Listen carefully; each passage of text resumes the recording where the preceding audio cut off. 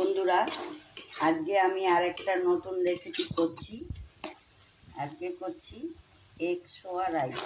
তার জন্য দেখুন, আমি দুটো আলুকে এরকম কেটে নিয়েছি চৌকো চৌকো করে, ছোট্ট ছোট্ট করে।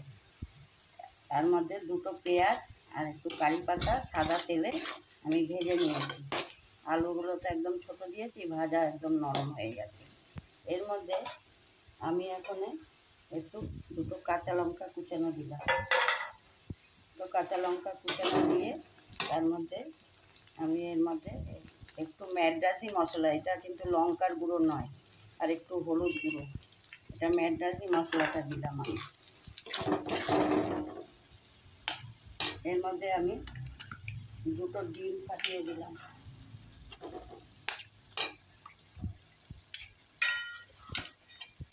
দুটো ডিম দিয়ে আমি একটু নাড়াচাড়া করে দেখুন, আমি সয়াবিনটা একটু গরম জলে ভিজিয়ে রেখেছিলাম, তারপরে আমি এর মধ্যে দিয়ে দিলাম। এর মধ্যে আমি নুন দিইনি, এখন একটু নুন দিয়ে দিলাম পরিমাণ মতন।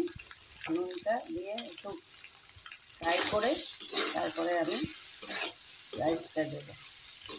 দেখুন, আমার সয়াবিন দিয়ে আর ডিমটা দিয়ে ফ্রাই হয়ে গেছে। আমি এর মধ্যে এখন রাইসটা দিয়ে দেবো।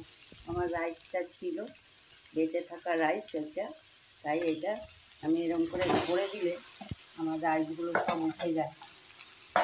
বেঁচে থাকা ভাত দিয়ে আমি এটা করে দিলে পরে তখন আর কাড়াকাড়ি লেগে যায়। এগুলো ও বলে আমাকে একটু দাও, ও বলে আমাকে একটু দাও, এমনি করে দেখবেন বেঁচে থাকা ভাত দিয়ে করে দিবেন,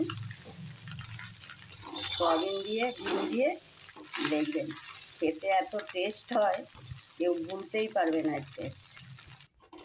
দেখুন বন্ধুরা, আমার এইটা ফ্রাই হয়ে গেছে।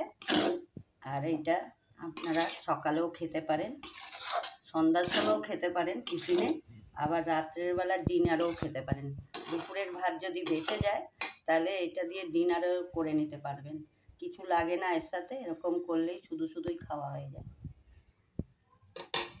দেখুন, এটা আমার এগ সোয়া রাইস কেমন হয়েছে সবাই একটু লাইক করবেন, কমেন্ট দিবেন আর সাবস্ক্রাইব করবেন। ভিডিওটা পছন্দ হলে সাবস্ক্রাইব করে দিবেন একটু।